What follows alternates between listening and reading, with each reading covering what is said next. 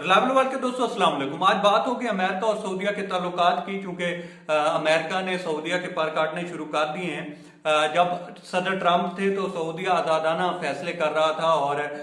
उसमें अमेरिका भी इन्वॉल्व था। खसूसन जो यमन जंग थी उसमें हुआ यूं था कि यमन के साथ एक जंग छेड़ी गई और उसमें जो है यमन को चारों तरफ से घेरा गया और उसमें जो भी असला वगैरह इस्तेमाल हुआ वो अमेरिका ने और इसी तरह जो कुछ और ममालिक हैं उनका भी खुफिया हाथ था वो इस्तेमाल हुआ और यमन जो है एक इंसानी अलमिया में कन्वर्ट हो रहा था। वहाँ पे गुर्बत, भूख और यहाँ तक वहाँ पे जो खुराक की सप्लाई थी वो भी बंद कर दी गई और जो इंसानी हकूक की तंजीमें थी उन्होंने बताया कि यहाँ पे तो अब बच्चे भी भूख से मरने लग पड़े हैं। अच्छा, तब जो ट्रंप थे उनके शहजादा सलमान के साथ बहुत गहरे मरासिम थे, तो उन्होंने जो है इसमें जो है पार्टनर रहे और इस सारी जंग में जो है अपना जो किरदार था वो अदा किया उन्होंने। अच्छा, उसके बाद जब इलेक्शन नजदीक आए तो जो बाइडन जो थे इन्होंने कहा था कि हमें भाई ये मिडल ईस्ट की जो जंगें हैं ये कुछ नहीं दे रही और हमें यहाँ से निकलना है। तो तब से ही सऊदी अरेबिया में एक बात खटकने लग पड़ी थी कि शायद अगर जो बाइडन जीत गए तो हमारे लिए कुछ हालात अच्छे नहीं होंगे।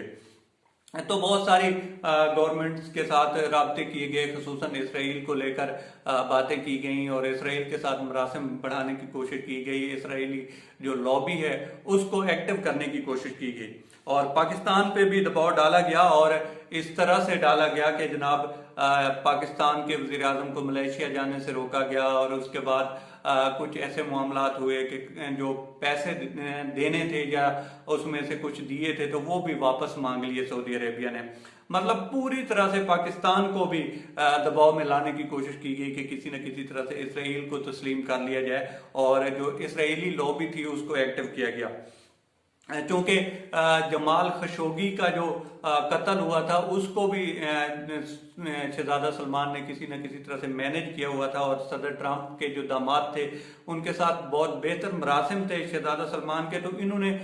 उस बात को भी दबाया हुआ था। अब जब इलेक्शन हुए और उसके बाद जो बाइडन आए तो इन्होंने अब अपना जो एक पॉलिसी स्टेटमेंट दिया है 4 फरवरी को, तो उसने कहा है जी भाई हम इस जंग से निकलना चाहते हैं, हम मजीद सऊदीया यमन जंग का हिस्सा नहीं रहेंगे और हम जो है असले की सप्लाई भी रोक रहे हैं। अच्छा, इसके अलावा भी बहुत सारी बातें उन्होंने की, लेकिन खासतौर पर इस मामले में उन्होंने क्लियर कर दिया है कि हम अब मजीद इस जंग को अफोर्ड नहीं कर सकते और ना ही हम इस जंग में इस्तेमाल होने वाले असले की सप्लाई देंगे मजीद। इसके अलावा जो बड़े बड़े असले के मुआहदे थे सऊदी अरेबिया के अमेरिका के साथ वो भी उनको भी अल्तवा में डाल दिया गया है, उनको भी जो है ताखीर का शिकार कर दिया गया है। भाई हम जो अमेरिका है वो कह रहा है कि हम इसके ऊपर प्रॉपर मजीद जो है डिटेल से इसको देखेंगे, इसका रिव्यू करेंगे और उसके बाद अगर हो सका, मुमकिन हो सका तो हम आपको असला देंगे। अच्छा, ये जो स्टेटमेंट थी उन्होंने जो पॉलिसी स्टेटमेंट दी है ये काफी अहम है। इन्होंने न सिर्फ सऊदी अरेबिया और यमन जंग की बात की, इसके अलावा भी उन्होंने रशिया को भी खबरदार किया कि रशिया जो है जो अमेरिका के अंदरूनी मामलात हैं उसमें मुदाखलत करना बंद करे। इसके अलावा चाइना को भी थोड़ा बहुत जो है उसके ऊपर भी बातचीत की गई और म्यांमार के ऊपर खासतौर पर बहुत बात की गई कि जो अमेरिकी इंतजामिया है वो इसको देख रही है और बड़ा जो है बगौर जायजा ले रही है और उन्होंने काफी तनकीद की जो मिलिट्री है म्यांमार की, जिसने वहां पे आंग सान सूची को और इस तरह के और जो सियासी रहनुमा है उनको उन्होंने कैद किया हुआ है, उसके ऊपर भी काफी जो है उन्होंने बात की। उन्होंने कहा जी इनको फौरन जो है इक़्तिदार छोड़ना चाहिए वहां की फौज को और जो सियासी रहनुमा हैं इन सबको जो है छोड़ देना चाहिए, इन सब को जो है रिहा कर देना चाहिए, क्योंकि जो आंग सान सूची हैं उसको भी उन्होंने नजरबंद किया हुआ है, इसी तरह और भी हैं। तो ये पॉलिसी स्टेटमेंट जो है ये एक चीज को जाहिर करता है कि अब जो मजीद वक़्त है या मजीद दोस्ती है या मजीद यमन को या